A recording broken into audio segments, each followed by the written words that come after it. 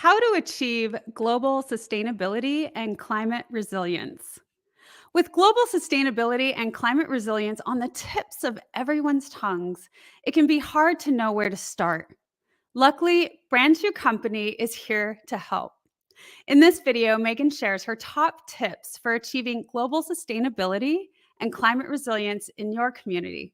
Watch now and be inspired to make a difference. Welcome to the Wellness Driven Life Show.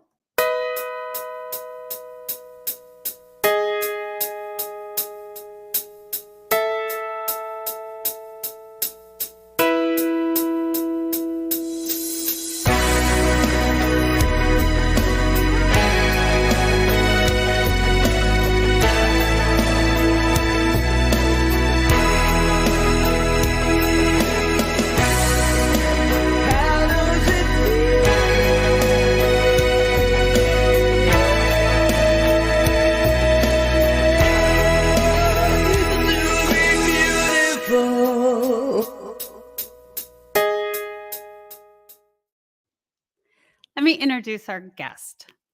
Growing up in Indiana, Megan always felt a deep connection to the environment.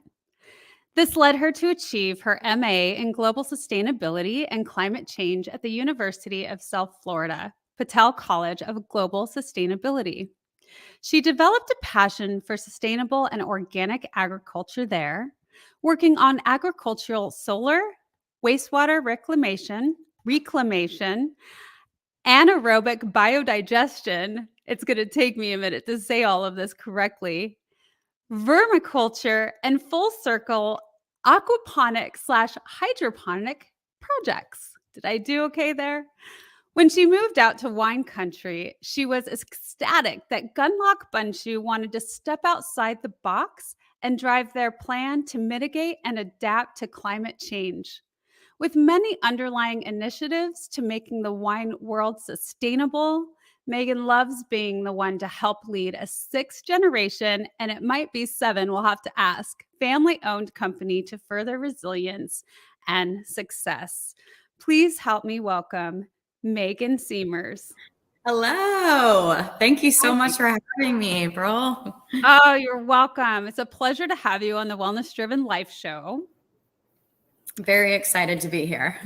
Awesome. So outside of that bio, can you tell us a little bit more about yourself? Sure. Yeah. So as you mentioned, I grew up in Indiana and I spent most of my childhood out there. I went to high school in Indianapolis and undergrad at Indiana University Bloomington, and then shipped out to Florida to achieve my master's degree.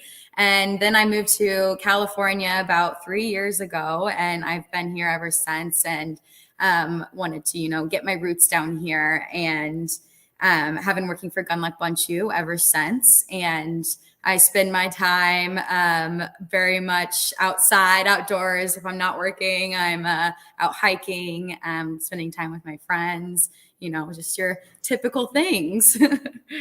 Oh, I love that. Well, and I can definitely relate with the outdoor and the hiking. Those are some of my favorite things to do. And I hope that I got some of the wording right. I don't know. You did. You actually nailed it. I was really impressed. Oh, But as now I'm flattered. Now I'm flattered. Wonderful. Thank you for that. It's really an exciting topic for me. And I have to say that when I first learned about Bundschu, and maybe you want to tell the audience, like, how you have people remember that, the Bundschu. Yes, that's you broke it down perfectly. But I'm hitting my buns and tapping my shoe. You broke it down perfect. Yes, so we even have on our corks, we have little symbols that can help people pronounce it. So we have our little gun and a lock, and then buns, like hamburger buns, and a shoe. Yeah, well, I know that you guys really had to, try to go a different route in this day and age with names like that, because we just don't understand that anymore as much, societally speaking, right? So rebranding in a sense to make sense for everybody so they can remember and understand and know. And when we had it was Jessica and Joe who came to Wine 30 on Oak Street in Roanoke, Texas. And my good friend Annette owns Wine 30. And so she asked us if we would come to the wine tasting. And I love to go support her, and we're part of her wine club that she does. And what's really great about it is she partners with so many people. She tries to do as much in Texas, but also with vineyards that are all over the world. So we went, my husband and I, and we met Jessica and Joe, and we had such a wonderful time. And when I learned about the history and the background, I was just enthralled, and I was like, "Oh my gosh, we need to share this with the rest of the world because it's just cool. It's such a rich history." And so and when I learned about it's called the regenerative organic certification that you, especially Megan, are such a massive part of the company going that route and obtaining that certificate and all of its feats. Do you want to talk a little bit about what that is and what that looks like? Yeah, definitely. So to kind of preface a little bit, Gunlock Bundschu, we are in our 165th year of in the wine industry. So that is a So cool. lot of history to, dedicated to one name and one property, actually. So Right. Tell a little bit about that because as far as my knowledge, that's pretty unheard of. And it may yeah, be the oldest in the US. Yeah. yeah, so we're the oldest family-owned winery in California. So they have been tending to Rhine Farm, which is our home ranch, since 1858.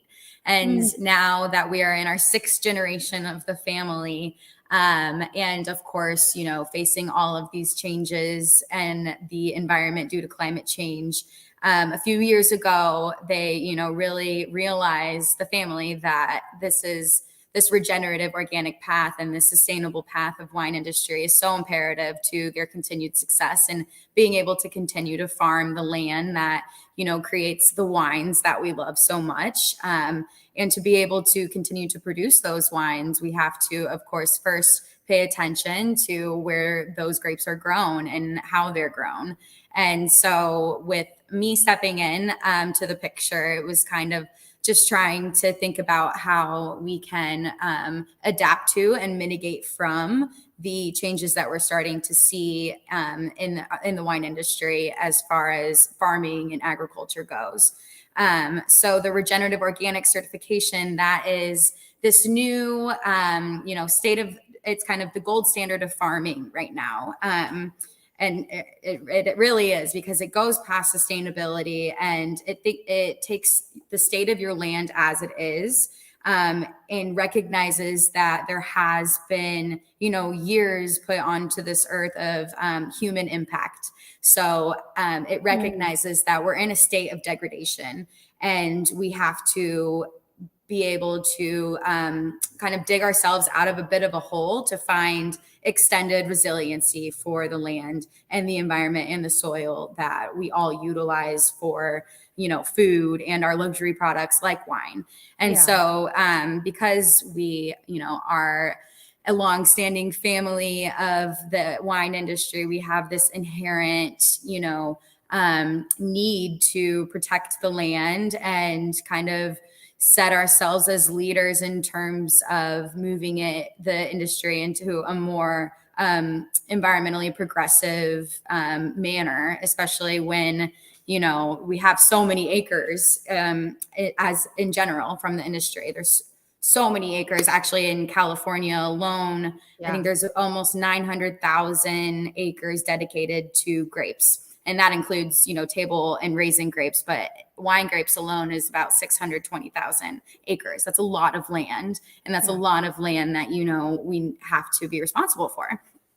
And so that's kind of, the underlying reasoning. Well, I want to step back and paint a big picture for the audience because Mhm. yes, that's a lot of land. And some of the things that I didn't know because I'm not in the industry. I'm not farming anymore. And so but what it takes. So you talked a little bit about, having to reutilize that land generation after generation after generation and the breakdown, and how do you maintain this rich soil in order to have a good production, Mhm. and I don't think that a lot of people think about that, of what that means, and especially in the route of doing it organically Mhm. outside of chemicals, and Mhm. what that looks like. Yeah. So, I mean, if you are thinking about this topic and compared to conventional versus organic versus regenerative, if you're looking at a conventional farm, in order to continue um, getting the yields that they of grapes that they get year after year to make the wine, of course, there's a lot of fertilizers going in. There's a lot of pesticides to prevent pests. There's all kinds of different outside inputs that are going in there, synthetic inputs. And so farming organically, you're not using any of those synthetic inputs. The farming organically is really focused on what you're putting on your crops, and what you're not allowed to put on your crops. And then regenerative organic, you're thinking extremely holistically with your farming system to kind of have these natural cycles that work with not only your crop, but also the native land surrounding it, the ecosystems within it, and the most important is the soil health. And so how you are keeping your soil microbiome in a self-sustaining cycle year after year. And that for the wine industry, that comes into play mostly with cover crops and compost and rotational grazing. And those things are all encompassing in regenerative organic certification. So we're really already doing these things here at Bundschu. And so going after that certification, it really just adds an additional layer of transparency for our consumers, to give them the purchasing power to recognize when something is legitimately beneficial for the environment or not hurting the environment. And, so I think a lot of people can have qualms against certifications, but for me, I think it's just super important to allow consumers to be able to recognize and also help provide the knowledge for them to continue to make other decisions outside of the wine industry relating to supporting, beneficial agriculture.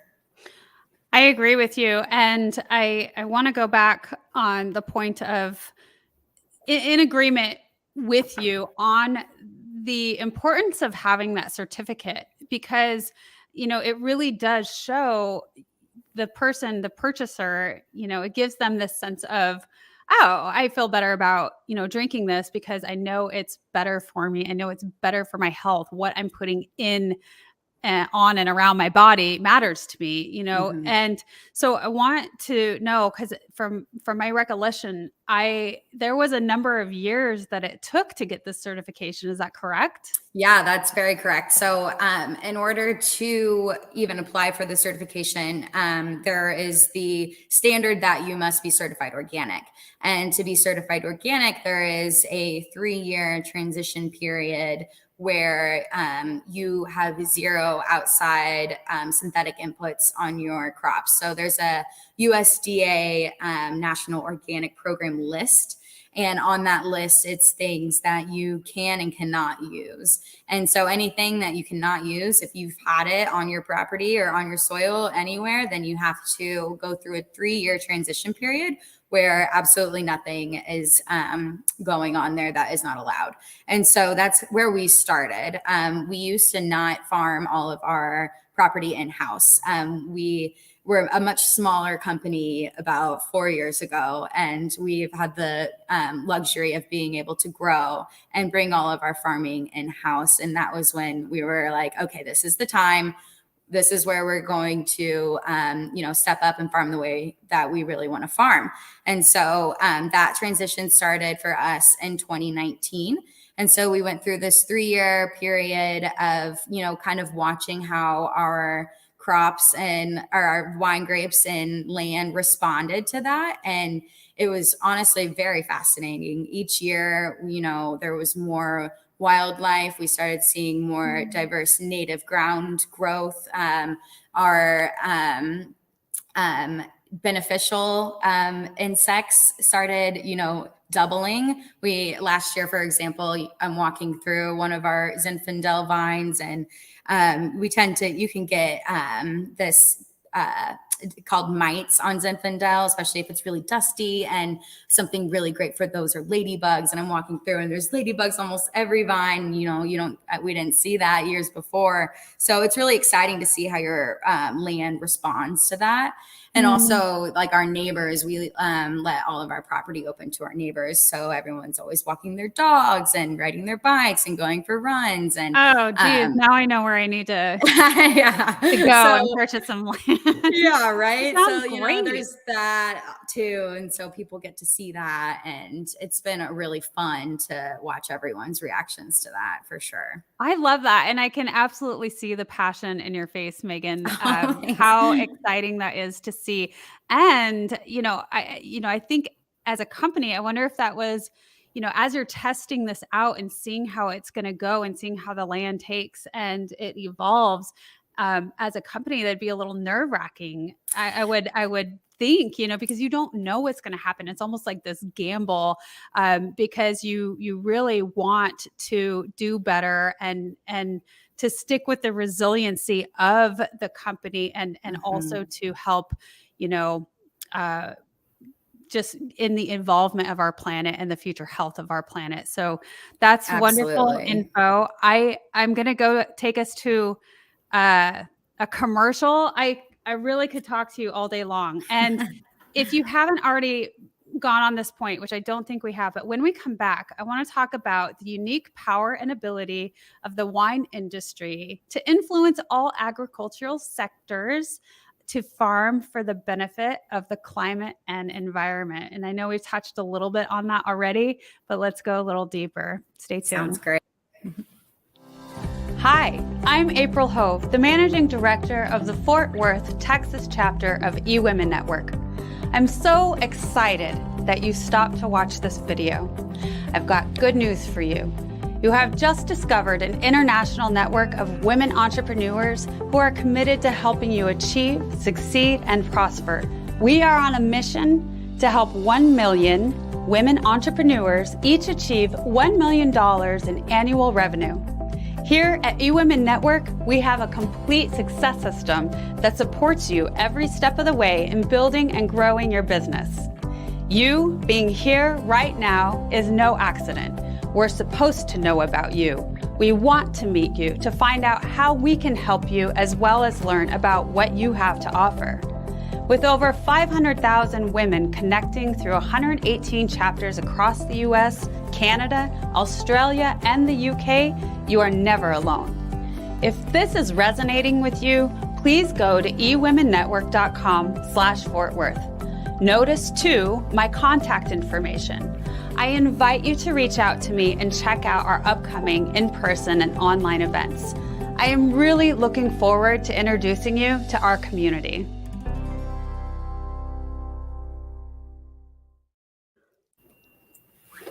Okay, so let's talk about all of the benefits to the climate and the environment. Oh yeah. Well, there's a lot going on there. So, what's really cool about the wine industry, or I guess where I should start, what separates the wine industry and the agriculture sector compared to other agricultural sectors is that we're a luxury product, So, yes, you are. we're a luxury product. You don't need wine to survive, or at least, I might, but frankly, we have a lot more monetary and marketing power than, say you're a potato farmer. And so when you drink a glass of Gunlock Bundschu or Abbott's Passage wine, for example. Oh, wait, hold on. Is it show and Let's see tell? yours. Should this be Okay, some show hold and on. tell? I have them in the back here. And Amazing. I What do you have have there? I have a dry, it's hard to see. Gewürztraminer. Or you Yes, can say Gewürz to make it easy. Dry and Gewürztraminer. That is one of our really special wines because we actually, Jacob Gunluck, one of our founding fathers, he actually smuggled that grape over from Germany and it's still planted on our property today and it's delicious. oh, and we can talk about it now. Yes, we can. Okay, I love that. I might want to hear more. And then I have, Our Cabernet Sauvignon. yeah, Beautiful. thought they were Very nice. so good. These were our top picks for sure. Amazing. And you tried those whenever Jessica and Joe came in, and Yeah. that's when you did that. Awesome. Yeah. Well, I have here our Abbott's Passage Noontide. Oh, so this is a extension of the Bundschu Company portfolio.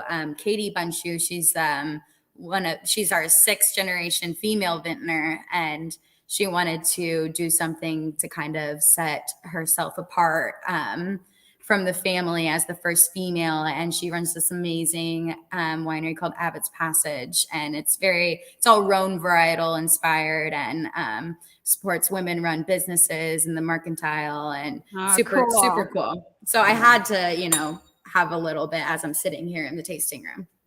I failed there on that one, but not to digress too much. I was going to ask you about that. If you were on site. Yeah, so I'm on site here at Abbott's Passage. I'm actually looking at our field table of vines, Zinfandel vines planted in the 50s. So they're absolutely gorgeous.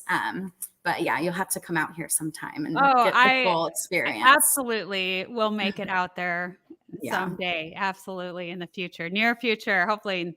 I'm so excited. So yeah, tell me. Oh, more. So I digressed a little bit. So no, I'm glad that we got to talk about that because I mean that is what you create. You guys create this incredible luxury product that is such a beautiful thing to offer to people because it's the way that you do it. And that is why you're here on the Wellness Driven Life show, because good circle back. Of all you do. Yeah. Good circle back. Yeah. So really, when people are drinking a glass of one of our wines, we want them to feel good about it. And we want them to know that what they're drinking isn't terrible for them, and that we also created it in a sustainable and responsible way as stewards for the environment. And as I mentioned, this being a luxury product, we have a little bit more money and marketing power, and that is where I think the wine industry has a special opportunity to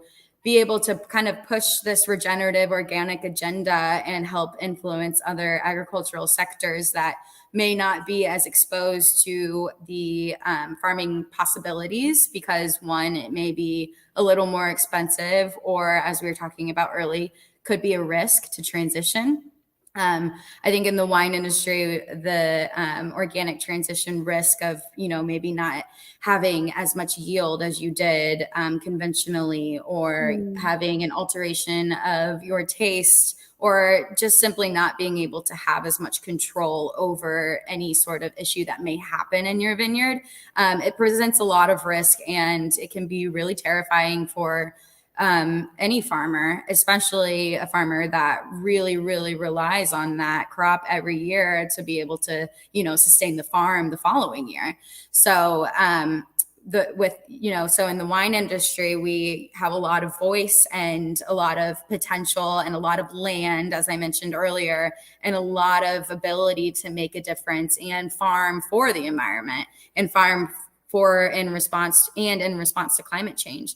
And because the wine grapes and vineyards are a perennial crop, meaning they live year round, year after year. It's not a crop that, so I mentioned potatoes earlier. You're not farming it 1 year, harvesting them and planting a new seed. It's the same seed. It's the same rootstock. It's unless you're grafting on it. That we don't want to get too technical, but so this a perennial crop. That means the roots are in the ground and the roots are very deep tap rooted. And that means that these roots that are consistently in the ground are able to draw down carbon. And because they, in a vineyard, you have about 6 to 8 feet in between each row of vines. And in that 6 to 8 feet, you also have the potential to draw down even more carbon from the atmosphere via cover crops or ground cover with roots in the ground year round, not tilling them up. And that is another aspect of regenerative agriculture is low to no till. And that purpose is to keep the roots in the ground and draw down carbon. So as a perennial crop, that's what really is special in terms of, adapting to climate change. I have my winemaker standing outside of the window messing with me right now. So. Oh, shame on him. I know. Does he want to come on camera and say hello? He's going to be so loud. I think he should. I'll send him a little text. Actually, you should go grab him. Yeah, he has to now. So, well, I think Meghan, you're such an incredible teacher.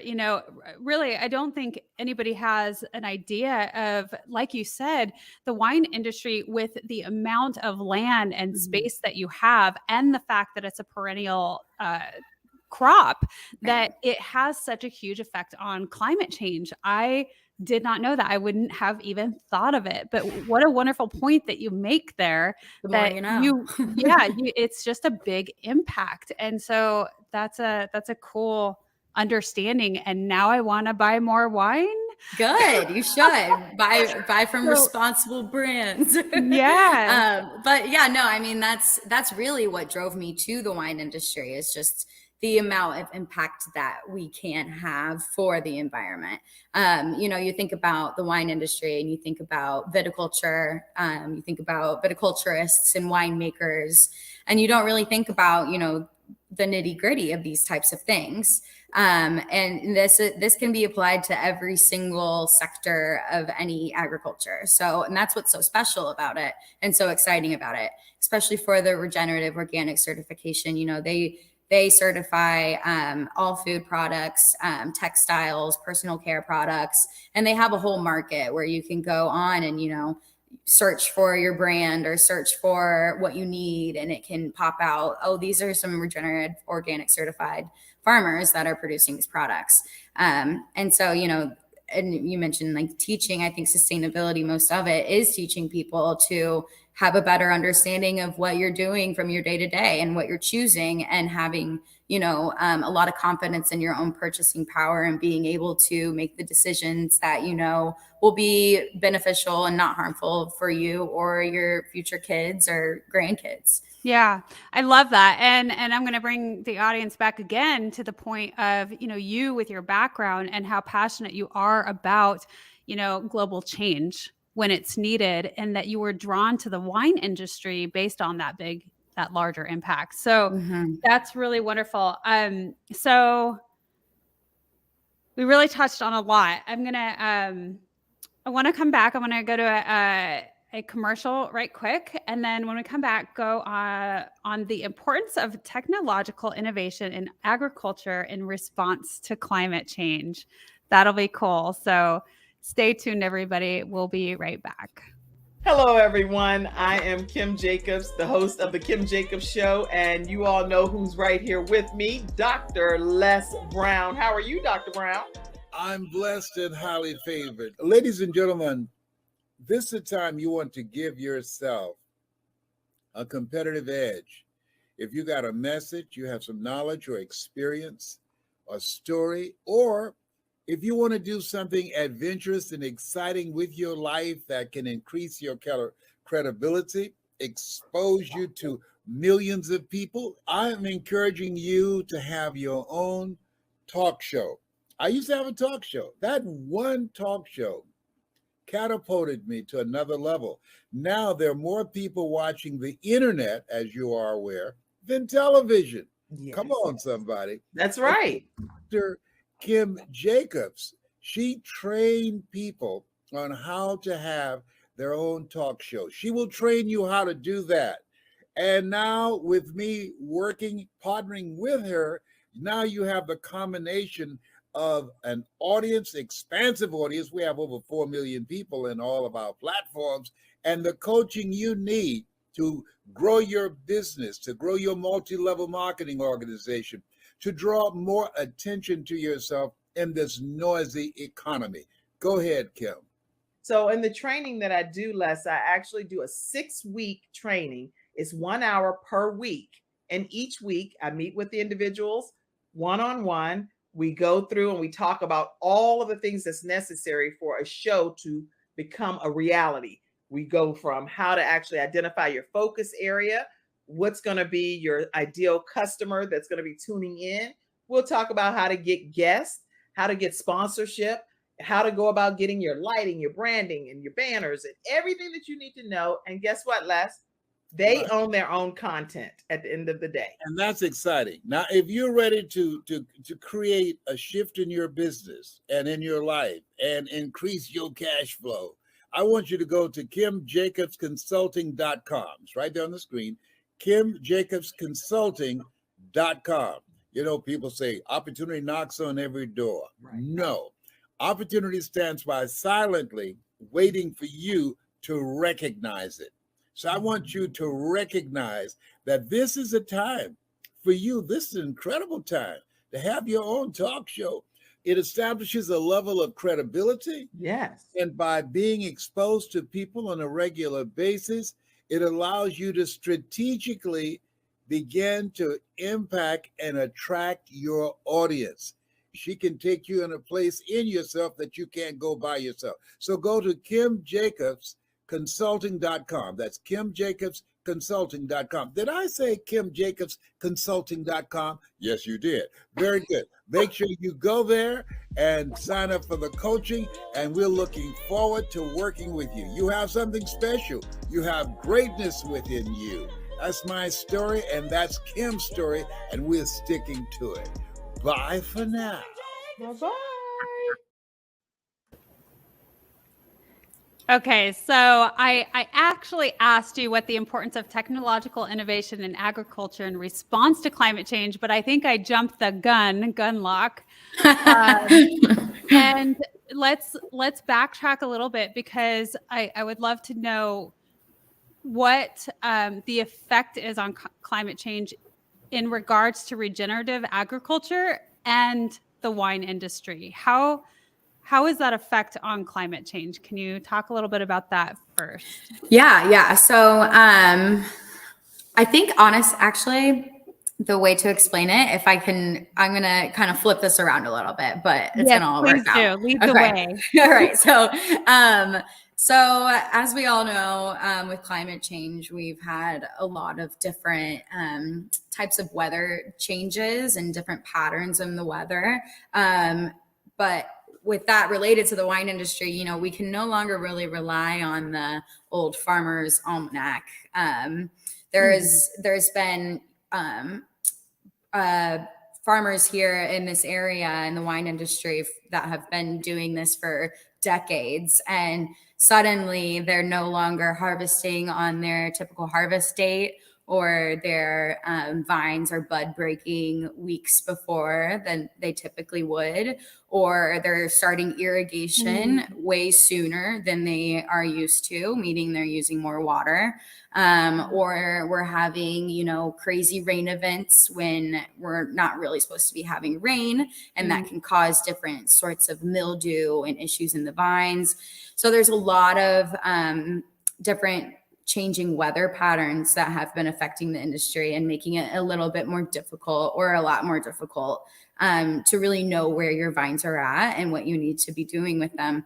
And then that coupled with wildfires and droughts and extreme temperatures, or even, for example, in France this past year, they had a really late frost event that basically ruined their entire vintage. We, of course, had our 2020, my first year in the industry in 2020, we couldn't harvest any of our red wine grapes because of smoke taint, because of fires that weren't yeah. even directly in our valley. So these effects of climate change are very apparent in the industry. And with regenerative agriculture and technological innovation, we've been able to have more confidence in our growing seasons and even in our off seasons. For example, with regenerative agriculture, the basic goal of it is to allow your land to become more self-reliant or self-sustainable, self-sufficient, resilient, another word. And that's how you use the animals and the insects. Yes. So with that, we're looking to create a holistic system, and having, everything in that system matters, from your soil microbiome to your animals to your farm workers, and everything basically is in tune with one another. And especially sorry, go ahead. Stop Yes, real quick, please. This is where my mind goes, and it excites me. And many people probably already get this, and you definitely do, but really essentially what it sounds like to me is what you're doing is, so my belief is that our bodies can heal ourselves. Mm-hmm. And because we have this incredible design. We were designed to heal ourselves, to bounce back, to navigate in the sense of whatever happens to us. That's why, when we get a cut, we eventually heal ourselves. So it sounds to me like essentially you're doing the same thing with the land. Like there's this whole connection aspect of it. Absolutely. Where it just heals itself. It bounces back. It does what it needs to do in the face of adverse aspects such as weather conditions, et cetera. Absolutely. That's a really great way to put it, actually, and a great way for people to kind of understand the connection here, because when you set yourself up for success in terms of your daily health, you feel better. You're able to fight off infection. You're able to wake up in the morning and feel good, and that the same thing goes for the environment. And it all starts really with our soil health. And that's what the underlying goal of regenerative agriculture is, to build up your soil health as much as possible. And then that comes in the form. So the internal. Yes, exactly. Your internal system, and the systems within the microbiome, that's your water cycle, your nitrogen cycle, all kinds of different, your water infiltration, the organic matter. And that then when you're introducing, the animals, cover crops, low to no till, these are all helping to build those things up. So your rotating animals, your grazing, they're helping fertilize really that top soil there. And your top soil is so important, because when you lose your top soil, that's your protective layer. And then you don't have anything to continually build up to. And then your cover crops, like I mentioned earlier, you're keeping those roots in the ground. It's kind of like soil armor. It's to protect the soil. If you don't have your soil covered, so if you think about rain is impacting your soil, it's compacting it. And then whenever nutrients need to break down, it's not able to get through. Or even water. If your soil is too compacted, your water can't infiltrate properly, and then the roots aren't getting to it the way it needs to. So it's just all these little things. And even wind, if your topsoil is exposed, wind is going to blow it all away. Right. That ends up in your water streams, and then the fish are dying. It's all a full circle. And it really is. So it's it's a lot. I don't want to go down too big of a rabbit hole. No, it's incredible. And that's why it's so important to get that certification. I'm going to read it again because I can't remember it, but the regenerative organic certification, and why it takes years to get to that point. I would love to just educate our audience in at least one aspect. There is when you see that certification on branding, it's a big deal. Yeah, it really is. And I mentioned this earlier, how a lot of people may not, put as much value in certifications, but there's a lot of work that goes into that. And there's a lot of, continuous improvement, and there's a lot of self-checking, and there's a lot of validating through third parties, so there's a lot that's going on there to ensure that we're doing the right thing. And it might not always be the easiest thing to do, but for us, it's the right thing. And that's the way we want to see the industry go. And that's how we want to preserve our property. So that's what we're going to do. Yeah. All right. Let's, because I know that we could go on and on, can't we? Let's jump into this photo album. I'm really excited to share. Your guys' company sent this to me, and I would love for you to talk a little bit about it. There's the beautiful land. I love this photo. This is actually our La Paz vineyard. And so what you're seeing here is a lot of this, actually, all of these vines here are in our Bordeaux varietals. So you see a lot of those in our Mountain Cuvée, which is pretty accessible across the whole United States. And then we have our cab there. So the bottle that you have that comes from this vineyard right here. Oh, yay. I this love is that. a really special. The picture to where I'm like, know where it's from. Totally. And then that pond there, that's a water reclamation pond. And so we irrigate out of that pond. And so we aren't, dipping too much into our groundwater. Oh, yes. This is our journey, kind of how we're getting to where we are. The family they've always operated sustainably, meaning, they have gotten this far. How could you not? And fish friendly farming, this was kind of one of the first certifications that was around in this area. Now it's definitely a requirement. It's basically farming to prevent soil erosion and to protect, your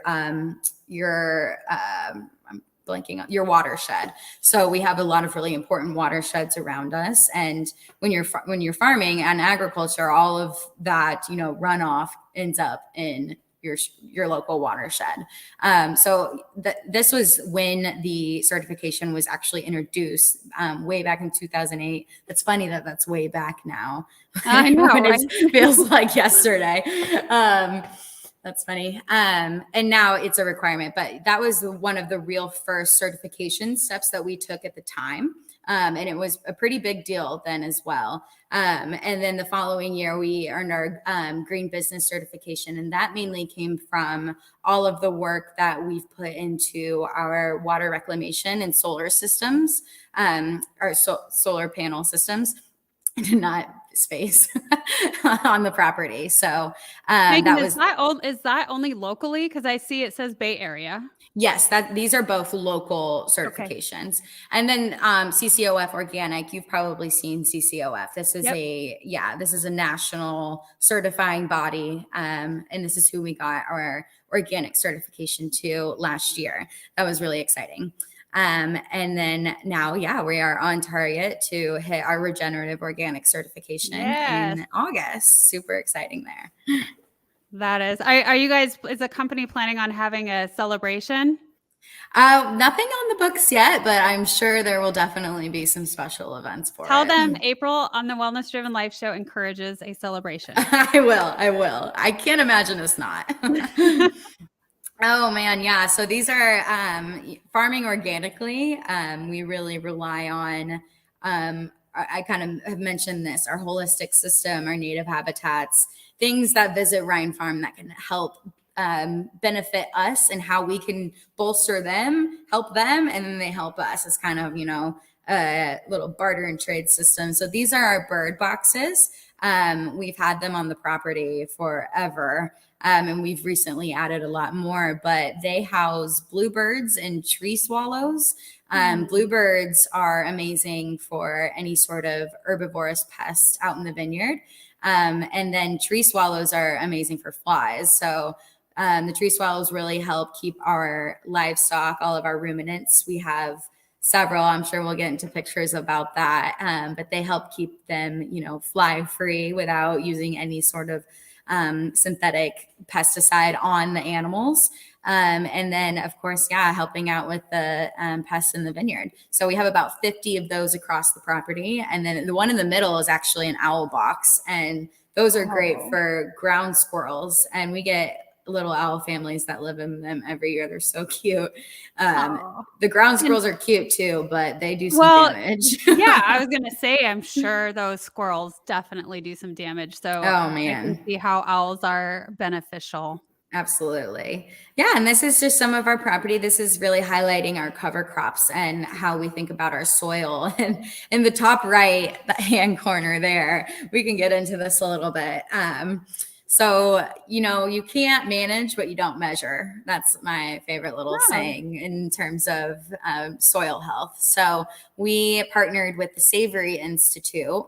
If you don't know who they are, you should check them out. They're okay. an amazing foundation started by Alan Savory that is really focused on holistic grazing, regenerative agriculture for all of our grasslands, and how we can develop our grasslands to be carbon sinks, essentially, and to sequester carbon. And so we do ecological outcome verification monitor. So that's a mouthful, through the Savory Institute. And they came out in 2021 to conduct our baseline year before we were certified organic, because we wanted to see where our soil was, where our land health is, and how we can improve and what we need to do to improve. And we had our year one monitoring completed this past April in 2022. And we were deemed ecologically outcome verified, meaning that we are Nice. making a positive, difference in our land. Our ecosystem is seeing a positive trend toward regeneration. And so here in this photo, we are inspecting a cow patty, and we're so excited Oh, because I thought I was curious. yes, it's some cow dung, and we were stoked that there were dung beetles breaking it down.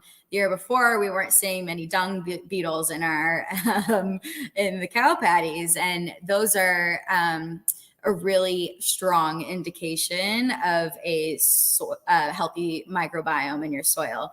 If I you was haven't, sorry, go ahead. no, Please no, cut no, me it's off, okay. or I'll keep going. But my mind went to, how you're alleviating the flies. And I was Mhm. thinking, well, what about what flies do? Mhm. So what takes that place? And so you're saying, I think the dung beetles do. Yes, Cool. absolutely. And dung beetles, if your soil is at a certain state of health, they could break down cow patties in a matter of hours. And so that's really allowing all of those nutrients to be broken down and taken up into your soil. Otherwise, if you have a degraded, unhealthy soil, those cow patties just sit on top and oxidize, and the nutrients don't incorporate into your soil whatsoever. And so you have to actually get your soil microbiome to a state where it can successfully break down nutrients that need to be in it. And that's really where that holisticness and, keeping the roots in the ground and utilizing your native habitats really comes into play. Oh, that's fascinating. Fascinating. Yeah, so there's more of that EOV monitoring and indicating that we're EOV verified. So we do this every year, and we have across both of our properties about 30 short-term monitoring and then 10 long-term monitoring sites that will help us pinpoint how we're progressing and anything we need to change or anything we need to do differently, or something that we need to catapult us or so forth. Because you can't manage what you don't measure. That's right. Oh, these are our little bees. So with regenerative organic, you have to introduce animals to your property. And we, of course, have our ruminants, but the bees were our first introduction. And we actually have more native land on Rhine Farm than we do planted acres. So that native land has a lot of pollinator opportunities and our gardens. And so vines are self-pollinating, but we bring all of these bees on site so that they can pollinate our native land and keep all of those systems, moving forward healthily. Ah, I like that. And here are our ruminants and Yeah, our tell me about grazing these team. guys. Oh my goodness. So we have 9 baby doll sheep And currently 4 of them are pregnant. So we are about to increase our baby doll sheep team. But what's special about baby doll sheep is they aren't able to get up on their hind legs because they're so short and plump. They're absolutely adorable. So we are able to graze them in the vineyard year round, and they can't get up without and eating the crop. exactly. Yeah. So they do an amazing job weeding our rows, which, you know, prevents excess fuel combustion out in the vineyard. And they also are great for fertilizing our topsoil, as I mentioned earlier. And then those 2 little guys in the bottom left-hand corner, they are not little anymore, let me tell you. They just turned 1 year old. They're our Turkish Akbaş livestock guardian dogs. And they are non-lethal predator control. So they spend time with our baby doll sheep. And I mean, when I say time, they follow them around everywhere and protect them. And they're awesome. Their names are Bert and Ernie. So they were actually named by some GB Gunluck Bundschu fans. And I think they're awesome. And then in the middle, those are our Hereford steers. So we have 3 male Hereford cows, and they graze our fallow fields. So it's fields that aren't planted. So typically in the industry, if you have a fallow field, you want to utilize that space to increase your production, right? And we in that, you know, like a conventional setting, it would be pumped with, you know, synthetic fertilizers and be turned around in like a year, replanted, and then it takes 3 years to get a crop on a vine. And so our process for this instead is to graze these cows, and also we put our sheep in there as well. And so they've been working our fallow fields for about 2 years now. And they're really great for grazing them throughout those paddocks and helping to regenerate the soil with that added fertilization. And their compaction with their hooves is really awesome. Okay, so you have some more planting in the future. We do. About a year. Yeah. Okay. Well, we'll see. We haven't really decided our, you know, what varietal we want to do yet. I think we have some ideas, but we do have several fallow fields that we're looking to replant. So we should be able to pump some more wine out to you guys here soon. Wonderful. I really like that. That's, you know, you got some definite future planning. Oh yeah. And then we have a couple more here. Oh yeah. So then we up in the right-hand corner, we have Daisy and Knickers. Those are our resident donkeys. They honestly are just really cute. They don't do oh no, I'm sorry. They do. No, we'll put them up in our so as I mentioned, we have a ton of native land, and a lot of that is a wooded area. So the donkeys, and then our goats, these are alpine goats in the bottom right-hand corner. We have 4 of those guys, and they graze our native land, and they're amazing for fire prevention. So anytime you have any overgrown land that is connecting from the floor to the canopy, it's a severe fire risk because it gets dried out during fire season, and it basically is just amazing fuel for the fire. And so and historically, Bunlock has had issues with fires, correct? Yes. Yeah. We came very, very, very close in 2017. Our team was on property fighting the fire ourselves. Our CEO, Jeff, he actually happened across a fire truck and was able to get them to come to our property and basically save our winery and facilities. And that was like a 3-day, you know, long fight. And then 2020, we lost a majority of our crop to smoke taint. So fire is very real for the industry, and it's a very threatening thing to a lot of people's livelihoods, really. So these little goats are very important. They absolutely are, and they do a great job. I skipped one. Oh, so that pond in the left-hand corner there, actually in 2017 fires, there was a CAL FIRE helicopter that was dipping into it to put out fires across the other side of town.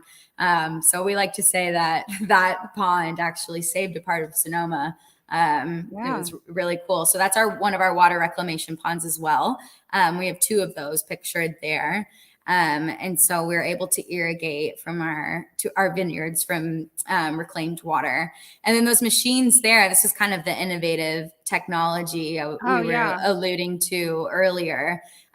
So these machines help us to be able to know really what kind of water stress our vines are under with the changing weather patterns and the droughts and everything. It's been more difficult to understand really when the vineyard needs to be irrigated, because we don't want to let our vines get too stressed, but we don't want to overwater. Water conservation is very important for us. And so these are tools that help us be able to refine our irrigation practices and ensure we're not using too much water, and we are extending our irrigation sessions as long as possible in between, so we're not wasting any water. So one is a evapotranspiration sensor, and then one is a soil probe and a weather station, and it goes into the soil and is able to tell us how saturated our soil is up to 48 inches deep. So these kinds of things have become pretty essential with farming out here. I love that there's such a intricate, I can't speak, collaboration between, this beautiful working of both nature and innovative science, and how we can combine the 2 of them and create this really unique. Totally. There's so much opportunity there, and I think it's the future, and it is. Technology will, I think, get us through our toughest times, and might be the toughest time because of it. But no, it's been very beneficial to us for innovation and science. We're actually working with some Berkeley scientists right now that started a new company called Root Applied Sciences, and they're helping us reduce the amount of times we need to spray our vines for powdery mildew, which is a very common thing that happens in the wine industry. You have to prevent powdery mildew in your vineyard anytime the weather is above 75 degrees but below 90 degrees. And there's this new technology that is kind of like a COVID test. It's a PCR test, and it collects spores, and then it can quantify the amount of spores that creates powdery mildew in your vineyard, so you have time to spray, or you can not spray, and therefore reserve your resources, reserve labor, reserve time, combustion of fossil fuels. It's really fascinating. So there's a lot there. And it just goes to show, when we integrate those science and that new technology, it really truly saves us so much. I mean, and it could be on such a massive scale of what it does save us. So that's very cool. Yeah, and this is just some of our solar power. We have enough solar panels that powers our 60% of our winery production, and then it also powers all of our water reclamation system. So we actually were the second winery in California to install floating solar panels. So on the bottom right-hand corner there, those panels are actually floating on a wastewater pond. So is so it's our wastewater pond. It collects all of the waste from our winery and any winery production, and then it is recycled with just solar rays and aerobic, so air, and then it gets filtered through into another pond, and then it's able to be reused for irrigation. Oh, that is brilliant. So you said you're the second one to do that. Do you know how many are doing it? I don't know how many are doing it now, but I know those floating panels were kind of a innovative big deal whenever they first did it. Yeah.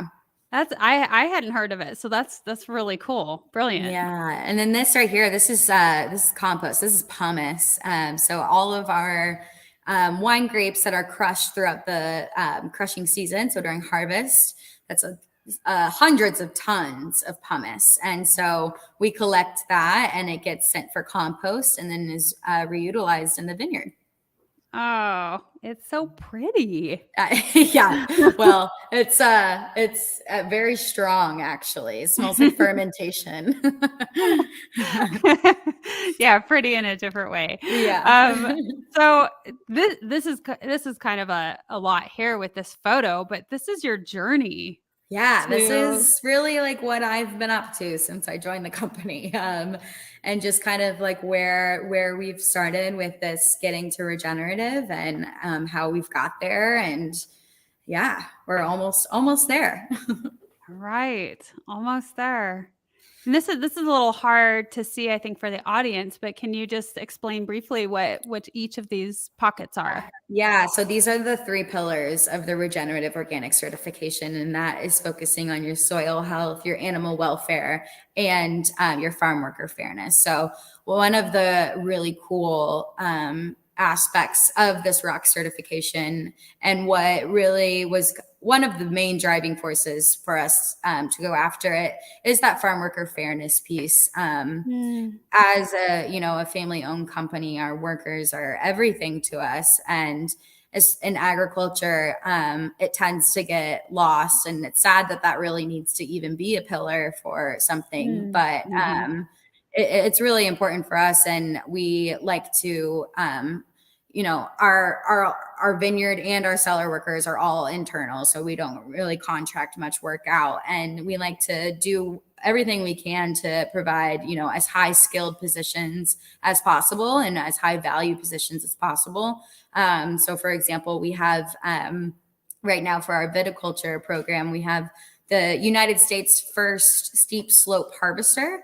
It's actually from Germany. And we are utilizing the first one in the US. And so all of our vineyard workers are being trained on this amazing new piece of equipment that is able to go up slopes up to 7%, which is really, really steep. And Mm. so just for an example of, these high skilled opportunities that we're able to give people that really give them value in their work. And, just to be able to go to work and have pride in what you do, that's, really the main focus for that. And that I really know just I'm a comes. better worker when I have pride in what I do. Absolutely. Aren't we all? Aren't we all? Yeah. So yeah, those are really the 3 things that we're deeply focused on to achieve this certification. And it's 3 things that are really the foundation of our agriculture program for sure. Teamwork makes the dream work. Yeah, there's our team. All Some of them, right. at least. Some of them. Oh, that's great. You really this really shows me the importance and aspects of community that you guys have cultivated here.